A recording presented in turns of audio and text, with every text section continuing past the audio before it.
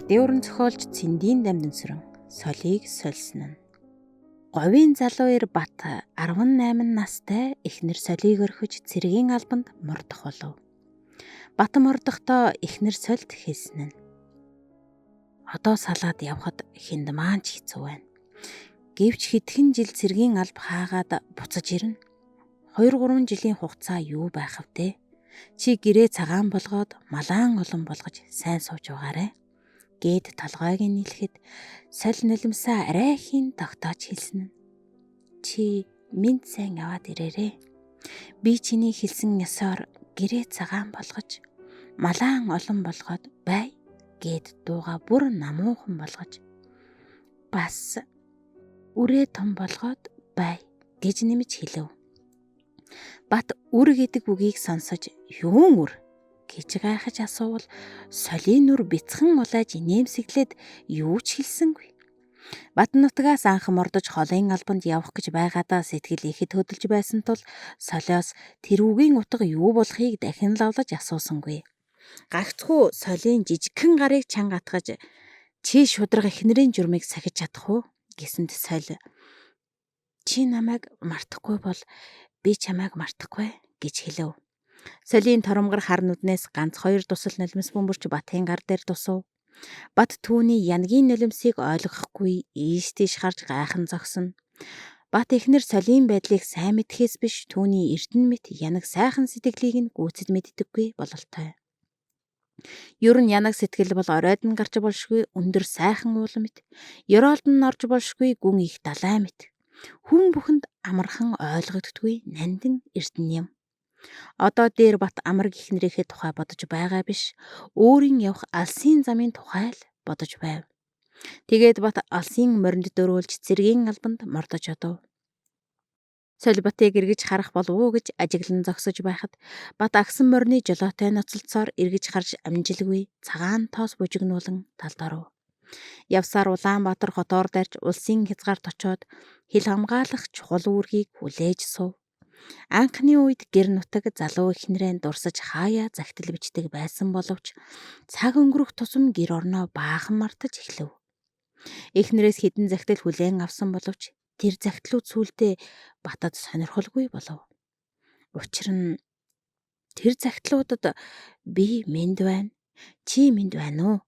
Одоо бичгоонд сайн зүйлгүй гэсэн нэг ижил утгатай байснаас гадна газрын хол усны уртаас цагаан цасаар бие болгож хар үсгээр хил болгож хайрт чинийхээ мэндийг лавлая гэх мэт хідэн чимэгтэй үг загтал бүрд байдаг байв. Гэвч одоо нутаг хаа байгаа тэр өөр юу хийж ямар энцтэй аж төрж байгаа. Нутгийн таних айлуудаар сонин юу болж байгаа. Мал сүргэн олширч сөөрч байгаа эсэх зэрэг сонирхолтой зүйлийг бичихгүй юм. Урдах загтал нь дараачийн загталтай бараг ижил байдаг байв. Бат ажиглавал сүүлийн 2 загтал адил бичгтэй тул нэг хүн бичсэн байна гэж мэдв. Хэний бичиг болохыг ажиглавал Доной гэж нэг завхай залуу байдаг. Түүний бичгтэй төстэй юм. Иймэд Батын бодсон нь. Манай эхнэр соль захиа бичих байдаггүй үсгийн толгой гаргахгүй хүн тул хүнийг гууж над загтал бичүүлдэг байна. Манай нутгийн бичиг мэдэх залуучуудын нэг нь энэ загтал мэт юмыг ирээчж мөрөйлгөж өгөөд элдвийн дими үг ярьж цайг үзээлж зориуд үдэш болгоод гэр хол гэж шалтгаалж манайд хоноод явдаг баг. Тэгээд юу болдгийг бүү мэд. Харин тэд намайг илэг барьсан энэ мэт муусан ирээн цаасыг явуулдаг байх гэж бодоод загтлыг унших ба хүлээж авах ч дургүй боллоо. Үүнд бас нэгэн өөр шалтгаан нэмэр болов. Батын алба хааж байгаа нутагт нэг залуу ирэм 2 байв. Эрдсэнд хэдэн сарын хугацаагаар аянд мордоход эхнэр лам учиргүй уйлж цууямбуу ваадан мэт том малчуураар нулимсаа арчиж байхыг Бат үзсэн. Гэтэл цэндийг 2 сар аян хийгээд эргэж ирэхэд лам ондоо нөхөртэй болоод сууж байв. Тэр лам алчуурын нулимсыг хадаж амжаагүй байтал ондоо эрийг тэрч эхэлсэн байна. Яасан хуурамч нулимс вэ? Яасан худалч янаг вэ? Энэ тухай өөрийн таних цэрэгт Бат ярвал энэ цэргийн хариулсан нь. Ийм хүүхэн байдаг юм. Чи эхнэрийгээ өөр хүнийг сэтгэлдээ бодохгүй. Биедээ халгаахгүй байгаа гэж санддаг. Тийм бол эндэгдэл болно гэв. Бат энэ үгийг сонсоод эхнэрийгээ улам итгэхгүй болж элтвийг ирэх зүүлэн бодож баахан гуниглаж явдаг болов. Гэвч хүний сэтгэлд ямар ч гуниг мөнх үлддэггүй юм. Усны урсгал чулууны ирэмгийг арилгаж бөөрөн хийлхийн адил цагийн урсгал хүний сэтгэлийн гунгийг илэгдүүлж арилгана. Тэгээд солийн тухай бат төдийл бодохгүй болов. Хааяа бодовч солийг ер нь өөртөө тохирохгүй эхнэр юм гэж сандаг боллоо. Бат өдөр бүр сургууль эрдмийг сурч боловсрч байна. Нэг өдөр өнгөрөхөд нэг хэсэг мэдэхгүй юмыг мэддэг болсон байна. Гэтэл соль бичиг мэдэхгүй бохир балиар хэвээр байна. Иймд бат цэргээс халагдмагц солийг орхиж өөр зохилдох эхнэрийг олж авнаа гэж шийдэв. Энэ саллаа мөн өөрийн нутгийн хүн бөгөөд цэргийн албыг хэдэн жил хаасан доржид хэлсэнд дорж хэлв. Эхнэрээ солих гэдэг муухай хэрэгээ. Гэхэд бат солих ажлыг би эхэлсэн биш. Гэхдээ соль өөрөө л эхэлсэн байх. Манай эхнэр солийн нэр нь хүртэл олигтой нэр биш. Түүнийг ихээс 5 хүүхэд төрөөд 6 дугаар хүүхнийг төрөхөд ихэн дахин эрэгтэй хүүхдийг хүсч түүнд соль гэж нэр өгсөн юм гинлээ.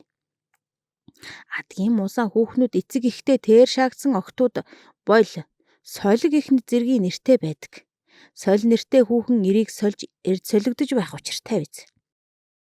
Үсгийн толгойгч мэдэхгүй тийм ихнэрээр би яах вэ гэж ярьсанд дорж толгой сэгсэрхээс өөр үгүнэндээ хэлсэнгүй.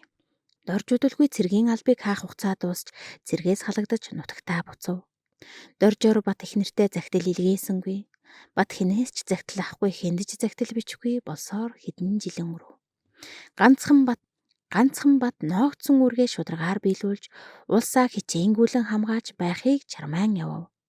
Улсын хилийг хамгаалах ажил дээр ямагт сонор сэрэмжтэй байж хэдэн удаа гавьяа байгуулсан учраас улсын дэд газраас байлдааны гавьяаны медалаар шагнагдав. Цэргээс халагдах хугацаа болоход харих гэргүй гэж урам нь хугарч сайн дураар цэргийн албанд үлдв. Баг дарга болж дэвшив. Бат цэргээс халагдаад нутагтаа харихгүй. Аль нэг газар алба хааж сууна гэж бодох болов. Удалгүй бас 2 жил өнгөрөөд 3 дугаар жилийн намар ойртоход бат энэ жил халагдах эсхийг бодож сайн шийдээгүй байв. Гэтэл говийн сайн малчин хишиг гэж нэг хүүхний зураг сонин хэвлэгдсэнийг бат олж уншив. Тэр зургийг үзвэл дугуй хээтэй торгон дээл, үстэй малгайг өмсөж, ингэртэй хөдөлмөрийн гавьяаны одон ба улсын сайн малчны тэмдэг зүүж, дээлийнхээ заханд чимгийг зүүж хадгажээ. Ганцхан гэмшилтэй энэ хүүхний зураг сонин дээр тодорхойгүй хэвлэгдэжээ. Гэвч тэр хүүхний махлаг дүүрэн царай галтай хурцнууд манай цэргийн хүмүүсийн сэтгэлийг хөдөлгөнө. Гэхдээ энэ мөн сайхан хүүхэн байна гэж нэг цэрэг хэлсэнд бусд нь цөм зөвшөөрөв. Хүүхний товч намтрыг мөн сонинд үзвэл батын зэрэгэлдээ сумын хүн юм байна. Энэ хүүхэн говийн малчдын дотроос сүүлийн хэдэн жилд малаа жишээ болох үед сайнаар маллаж хамгийн түргнээр өсгсөн юм байна. Бат тэргүүнтэй манай цэргийн хідэн хүн энэ хүүхний тухай ярилцаж эхлэв. Нэг цэрэг хэлв. Энэ хүүхний санамсаргүй байдал гэнт зураг нь хэвлэгдээд хүрэх байх. Тэгэхэд энэ хүүхэн хичнээн их баярлах бол гэхэд 2 дугаар цэрэг. Ганц энэ хүүхэн төдий биш. Түүний эцэг их, хамаатан садан, эр нөхөр, таних хүн цөм баярлана да. Гэхэд бат. Тэрч байтугай нутгийн бидэж энэ хүүхний төлөө баярлана. Энэ хүүхний зургийг үзэхэд сэтгэл их аятайхан байна. Гэхэд үнэхээр тийм гэж 1-р цэрэг хэлв. 2 дугаар цэрэг. Цэрэгт байгаа бидний аль нэгний эхнэрийн зураг гэнт сонинд хэвлэгдээд ирвэл хичнээн их баярлах бол гэхэд 1-р цэрэг. Нээр нь тэгж болох хэрэг дээ. За бидний дотроос эхнэртэй хүн хэм байна гэхэд 2 цэрэг. Бат байна. Бат гэж 2 цэрэг хэлв.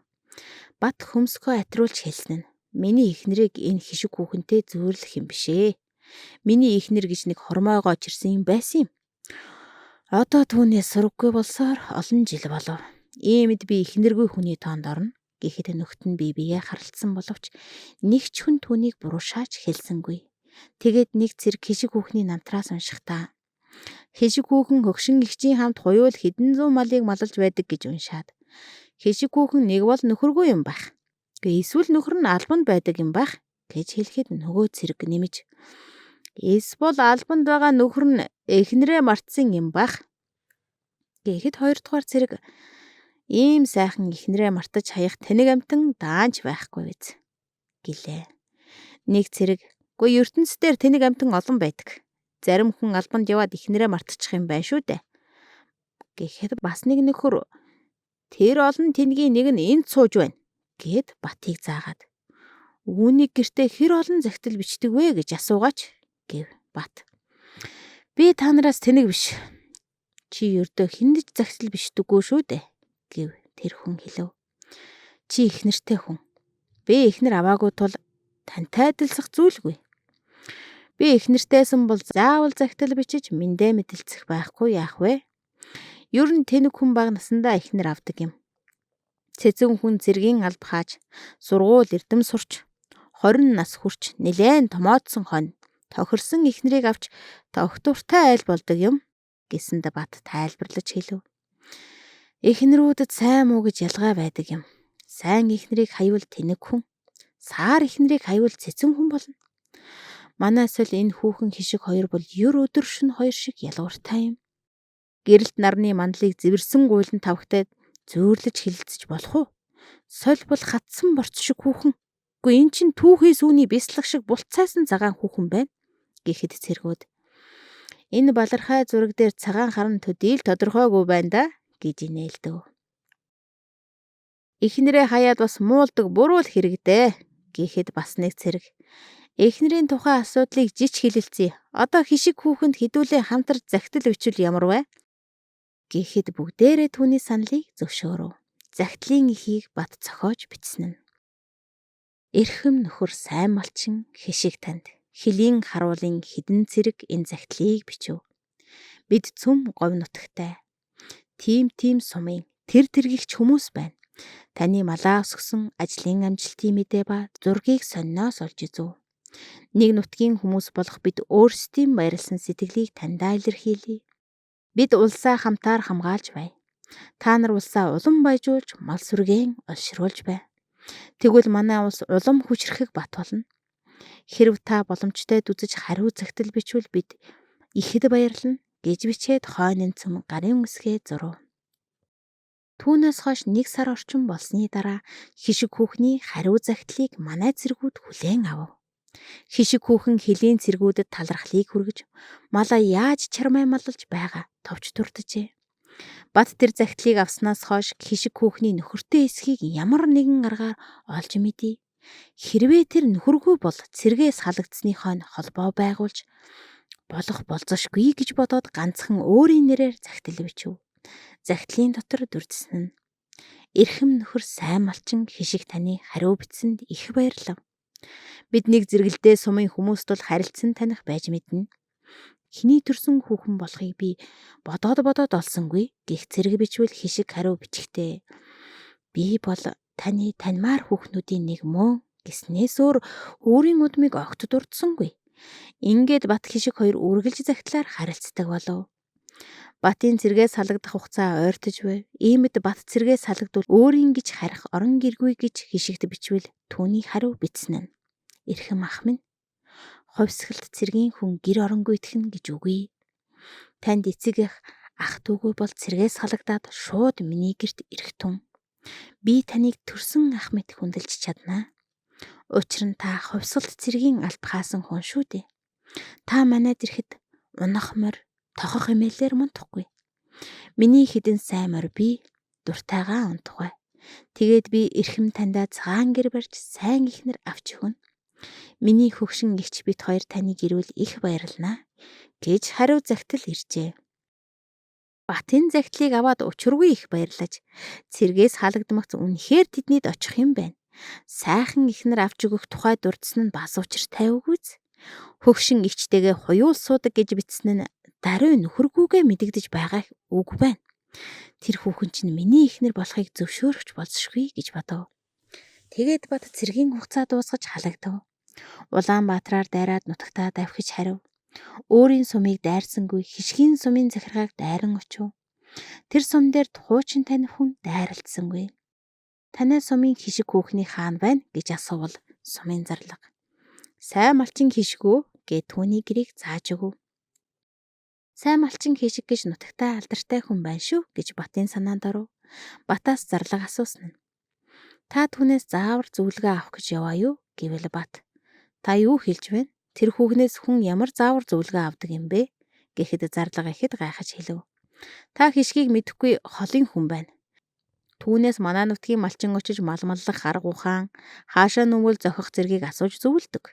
Тэрч байтугай сум багийн дарга нар хүртэл түүнтэй очиж санал зөвлөгөн авдаг юм.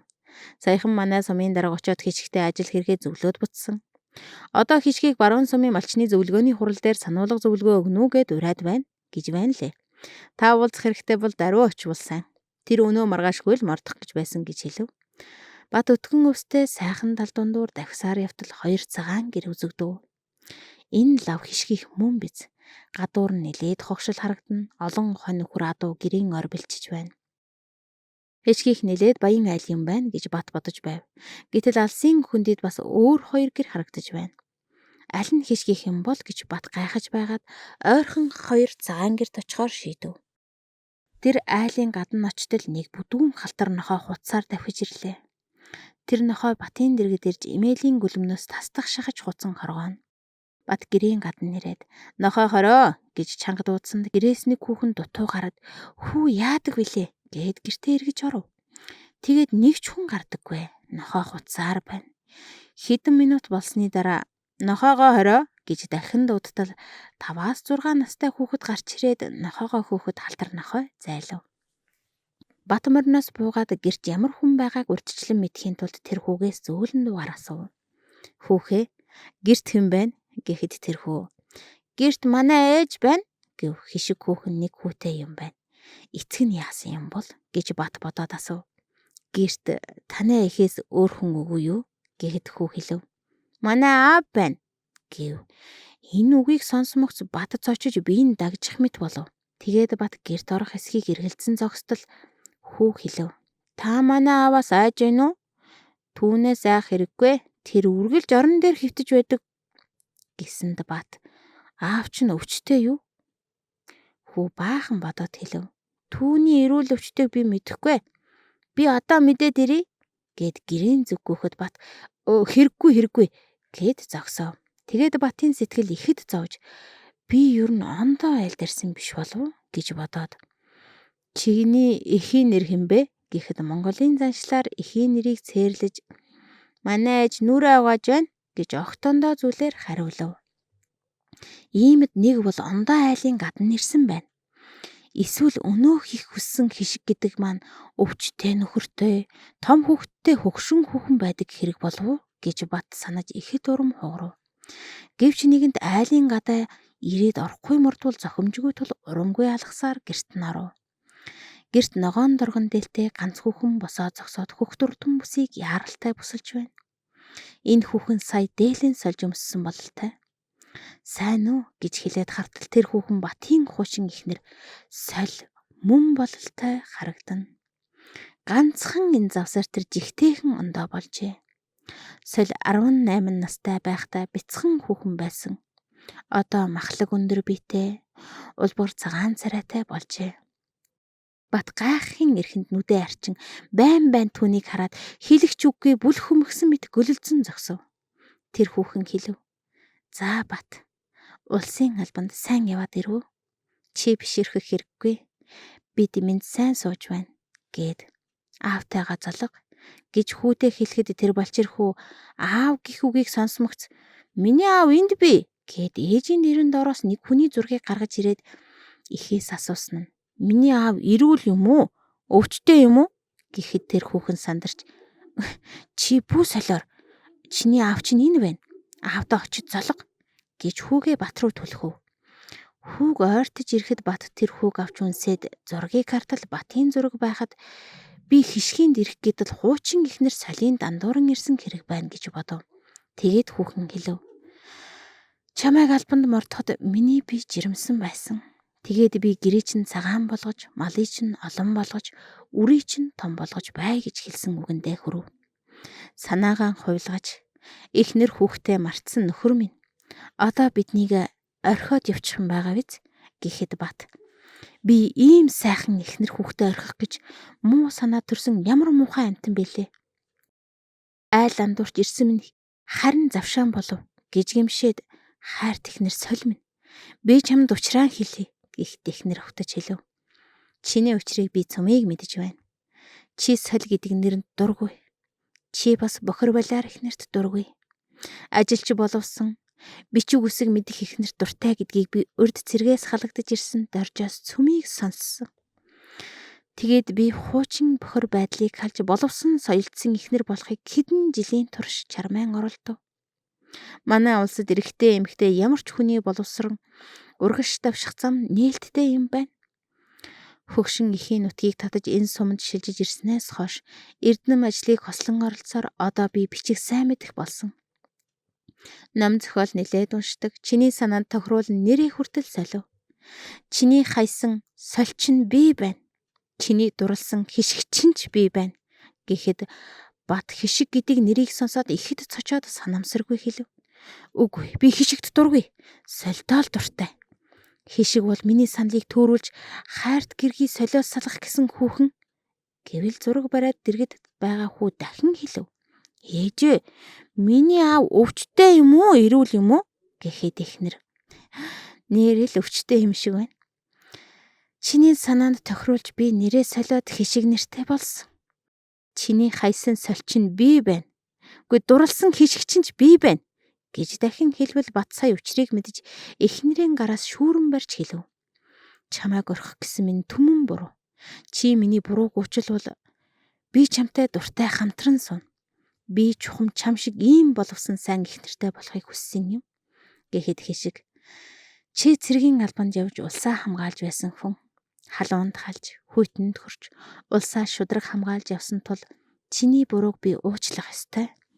Гэсэнд бат хэмжээлшгүй их баярлаж миний эхнэр, миний хөө гэж хоёулангийн тэрч унсв. Эхнэрийн ингэр дээр хөдмөрийн одан гэлэлцэхэд батын ингэр дээр байлдааны медаль гэлэлцэн. Хөө батад хандаж та миний аав мөн үү гэж асуухад бат мөн гэв. Та морь унаад явж чадах уу гэхэд чаднаа. Чи намайг морь унаад ирэхийг харсан шүү дээ гэхэд хөө баярлан өгөлрөн. Их баяртай хэрэг болов. Айлын хүүхэд намайг үргэлж илгэлдэг билээ. Тэдний аав морь унаад явдаг. Миний аав зургийн цаасан хүнд бол морь унаж чадахгүй. Үргэлж ээжийн дэрэн дор хэвтэж байдаг гэлээ.